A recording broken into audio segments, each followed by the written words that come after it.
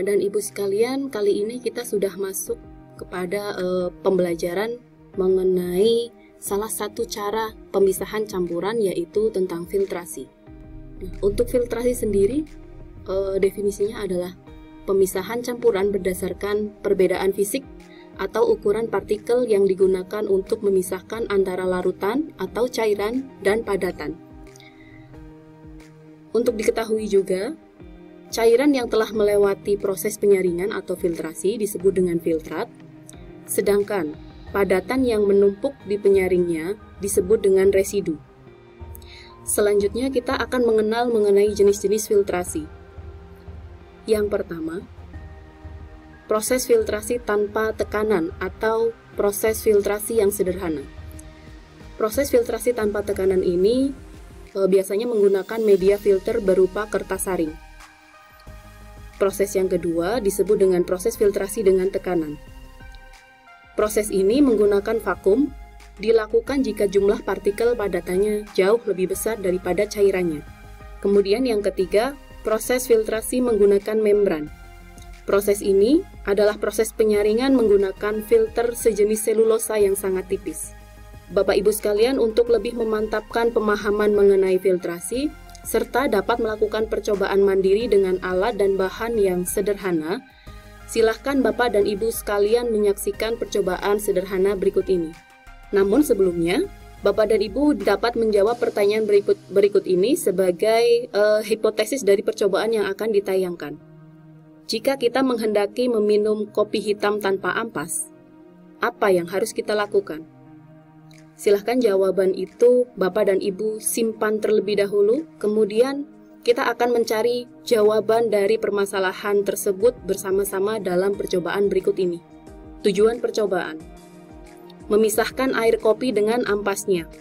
Di sini disediakan alat dan bahan: serbuk kopi hitam, air, sendok pengaduk, corong kaca, kemudian penyaring. Yang terakhir 2 buah beker gelas.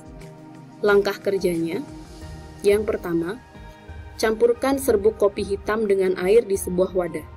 Kemudian yang kedua, aduklah campuran air dan kopi tersebut hingga merata. Yang ketiga, saringlah campuran air kopi tersebut dengan menggunakan corong yang telah dilapisi dengan penyaring. Dan yang terakhir, amati apa yang terjadi.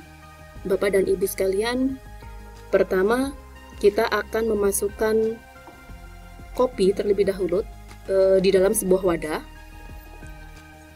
Kita masukkan seperlunya saja, tidak ada takaran atau patokan yang tetap.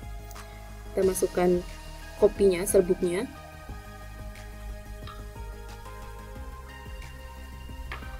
Kemudian kita tambahkan air.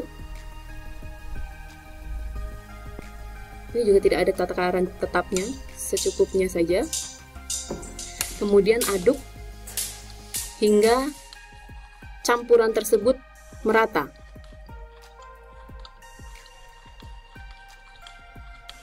Kemudian kita persiapkan untuk alat penyaringnya. Di sana ada corong yang dilapisi dengan penyaring. Kemudian kita saring campuran yang sudah kita aduk secara merata tadi.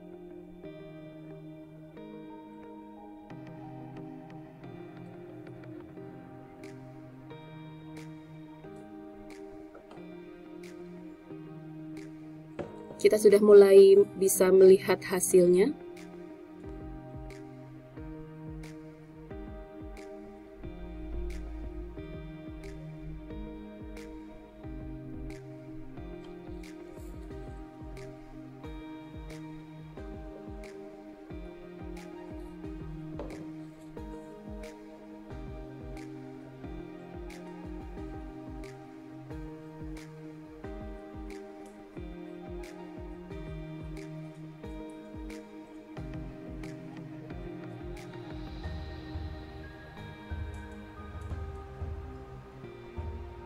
Ya.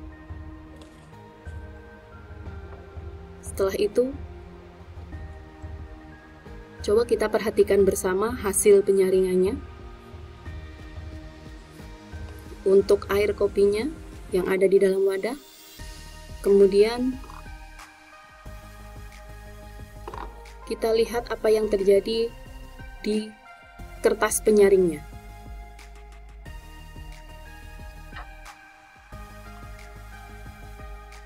Setelah mengamati video percobaan filtrasi tersebut, di sini coba kita jawab pertanyaan pengarah sebagai berikut. Yang pertama, setelah dilakukan penyaringan, apa yang kita temukan jika mengamati air kopi? Mengapa hal ini bisa terjadi? Ya, benar.